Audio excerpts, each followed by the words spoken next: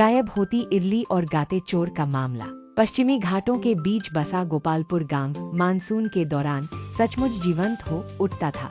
बारिश चांदी की चादर ओढ़कर बरसती थी। कच्ची सड़कें कीचड़ भरी नदियों में बदल जाती थीं और हवा में गीली मिट्टी की खुशबू भर जाती थी। लेकिन इस खास मानसून में गोपालपुर में एक अलग तरह की नमी छा गई थी, रहस्य की नम ठंडक। यह सब गांव की सबसे प्रसिद्ध रसोइया श्रीमती सरस्वती के घर से शुरू हुआ, जो अपनी मुलायम मुंह में घुल जाने वाली इडली के लिए मशहूर थी। हर सुबह श्रीमती सरस्वती अपनी रसोई की खिड़की पर मलमल के कपड़े से ढकी हुई ताज़ी बनी इडली की एक भाप से भरी थाली ठंडी होने के लिए छोड़ देती थीं और एक हफ्ते तक हर सुबह वे गायब हो जाती थीं। एक टुकड़ा भी नहीं, कोई निशान भी नहीं। यह कोई साधारण चोर नहीं है। श्रीमती सरस्वती अपने पति गोपाल नाम के एक बूढ़े हमेशा हैरान रहने वाले किसान से विलाप करती थीं, इडली कौन चुराता है? और सिर्फ इडली ही क्या, अब भूतों को खमीरी चावल के केक खाने की तलब लग रही है। गोपालपुर साधारण लोगों का इलाका था,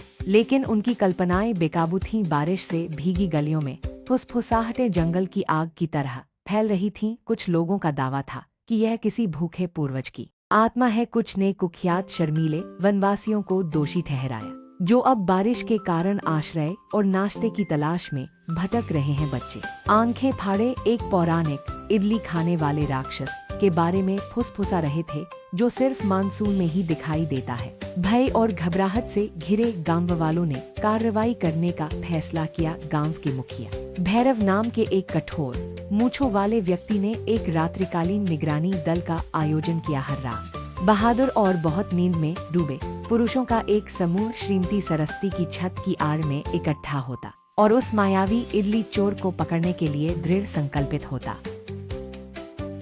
हालांकि बारिश उनके खिलाफ साजिश रच रही थी। उसकी नीरस ढोल की आवाज उन्हें जल्दी ही गहरी नींद में सुला देती थी। हर सुबह इडली गायब हो जाती थी और पीछे रह जाती थी सिर्फ ताज़ी बारिश की भीनी भीनी खुशबू और नारियल की चटनी की खुशबू। एक तूफानी रात में बारिश जोरों से बरस रही थी। भैरव खुद पहरा दे रहा था। इस मामले को सुलझाने के लिए कृतसंकल्प उसने अदरक की चाय का एक कड़क प्याला बनाया और आराम से बैठ गया। हवा जोरदार थी, पेड़ हिल रहे थे और बारिश छत पर जोरदार तरीके से बरस रही थी। भैरव ने नींद से बहादुरी से लड़ाई लड़ी, खुद को चुटकी काटी, यहाँ तक कि अपने चेहरे पर ठंडा पानी भी छिड़का। जैसे ही भोर का पहला संकेत आसमान को धूसर करने लगा और भैरव अपनी लड़ाई हार रहा था, तूफान के बीच एक अजीब सी आवाज गूंजी। यह कोई सरसराहट या पैरों की आहट नहीं थी, यह एक धीमी बेसुरी गुनगुनाहट थी। फिर एक धीमी बेसुरी गाय की लगभग लोरी जैसी, और उसके बाद एक अलग सी सुड़कने की आवाज। भैरव चौंक गया, उसने आंखें मली, उसने अंधेरे में झांका, देखने की कोशिश की। गुनगुनाहट तेज होती गई, एक आनंद में बेतरतीब धुन आमों के बारे में, और फिर जाहिर है उसने उसे सुना, एक धीमी खुशनुमा मम्मा इडली। आखिरकार उसे श्रीमती सरस्वती की खिड़की के पास एक काली आकृति दिखाई दी। यह एक आकृति थी जो हल्की सी हिल रही थी, लगभग मंद रोशनी में नाच रही थी। उसकी पीठ उसकी ओर थी, वह साफ तौर पर खा रही थी और बड़े चाव से। यहाँ पकड़ लिया शैतान! भैरव एक मोटी छड़ी पकड़कर दहाड़ा। वह आगे बढ़ा, कीचड़ में फिसला, लेकिन दृढ़ निश्चय था। वह आकृति चीखी, एक ऊंची चौंका देने वाली आवाज, और घूम गई। भैरव फिसलकर रुक गया, उसका मुंह खुला का खुला रह गया। वह कोई भूत नहीं था, वह कोई राक्षस नहीं था, यह कांति थी, गांव की सबसे बुजुर्ग और सबसे भक्त भजन गायिका। एक छोटी कमजोर महिला जो अपनी भक्ति और अपनी भयानक बेहद कमजोर नजर के लिए जानी जाती थी।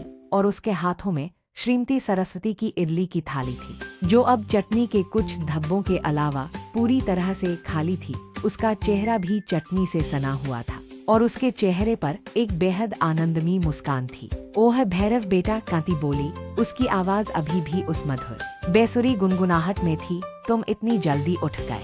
मैंने अभी अभी अपना सुबह का प्रसाद खाया है। ये दिव्य इडली गाने पर और भी स्वादिष्ट लगती है।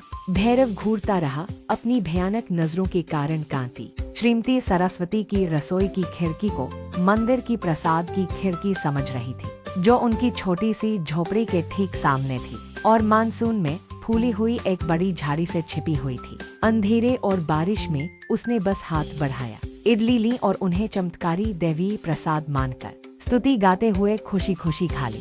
उसका गुनगुनाना और चुस्की लेना ही उसके रोजाना सुबह के भजन और नाश्ता थे।